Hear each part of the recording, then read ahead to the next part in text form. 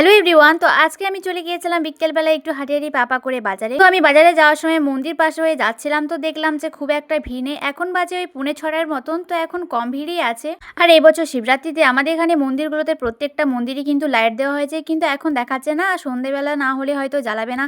তারপরে এখানে আমি আর বুনু মিলে খেয়ে নিলাম সিঙ্গাড়া।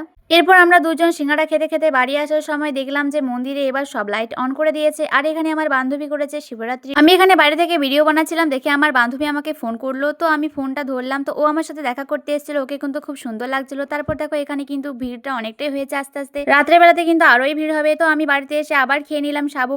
আচ্ছা, তোমরা কারা কারা শিবরাত্রি করো আমাকে একটু কমেন্ট করে জানিও। তো আমি কিন্তু এখনো পর্যন্ত শিবরাত্রি করিনি, করব। প্রত্যেক বছরের মতো কিন্তু এই বছরও দুমতে কিন্তু শিবরাত্রির পুজো পড়েছে। আমার কিন্তু বেশি ভালো লাগে রাত্রেবেলা যারা উপোস করে জল ঢালে এটা, কারণ শিবরাত্রি তো রাত্রেই হয়, তাই না? কিন্তু হ্যাঁ, এখানে কিন্তু আমার মা করেছে তার পরের দিনেরটা।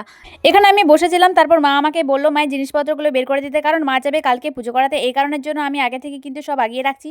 তো আজকের মতো ভিডিওটা এটুকু। ভালো লাগলে আমার চ্যানেলটিকে অবশ্যই কিন্তু সাবস্ক্রাইব করে দাও।